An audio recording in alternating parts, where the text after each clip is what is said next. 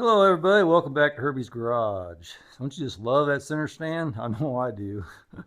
Hopefully you've seen the video that I just did on that. Today we're going to be taking off some plastics and the seat. Alright, well let's get started. Okay, first thing we're going to do is take this side panel off. And these are 5mm hex head socket. Now, there's two screws here. You don't need to take this one off. You just need to take this one off. This one attaches to your tank.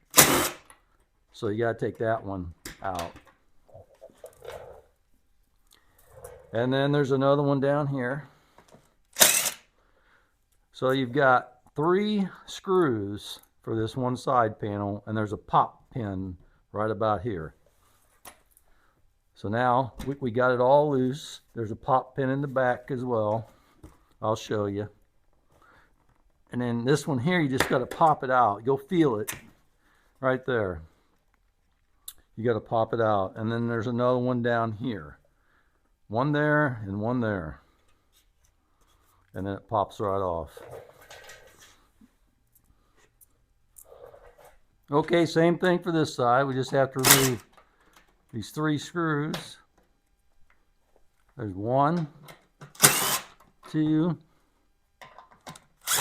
3.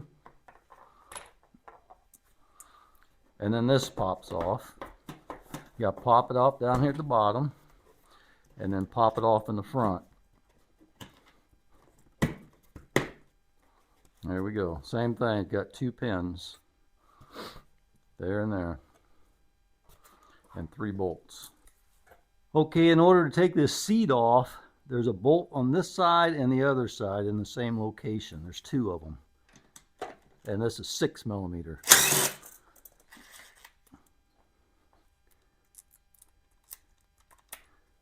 So you got a bolt and you got a collared washer on both sides.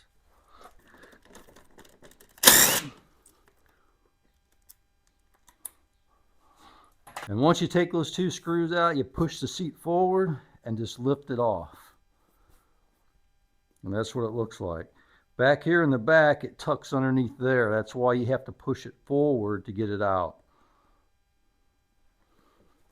Okay, then we want to take this side panel off. It's got an 8mm head bolt in it. Want to take that out. Then it's got a JIS screw right here in the front. You could use a Phillips if that's all you've got. Just be careful not to strip it. That's what it looks like. And then this should just pull off. It's got a pop pin.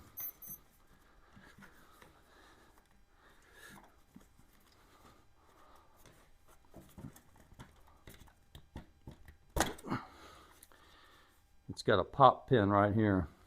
See? That's all it's holding is the pop pin there, a screw right here, and a bolt here in the back. Then that comes off. Same for this side.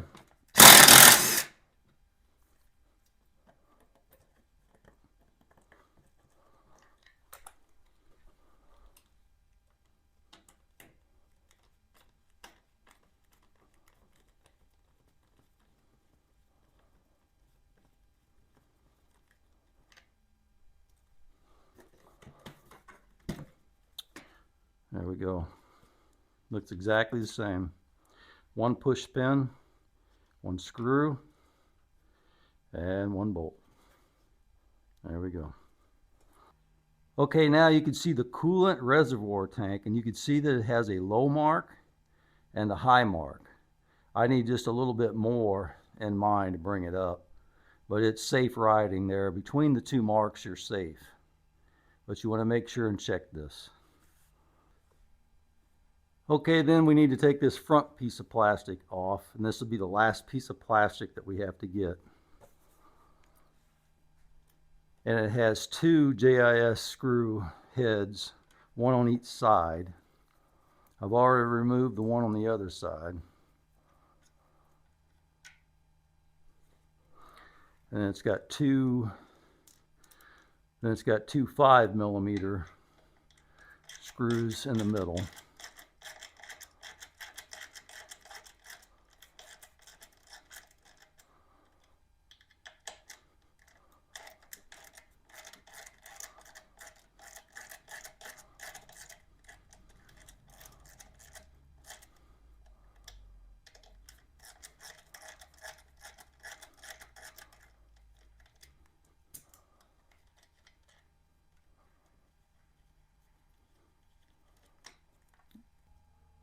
Then there's the front piece. It's got two screws on the side and two bolts in the front. And without the plastics on here, you could see that it's a lot easier access to the spark plug. And when we do a valve adjustment, we're going to have to move this radiator out of the way so that we could get in there to make the valve adjustment. So you'll need to remove the plastics in order to get in there. Okay, I got all the plastics taken off and got the seat removed. I did that for a purpose because I'm going to be doing a valve adjustment video next.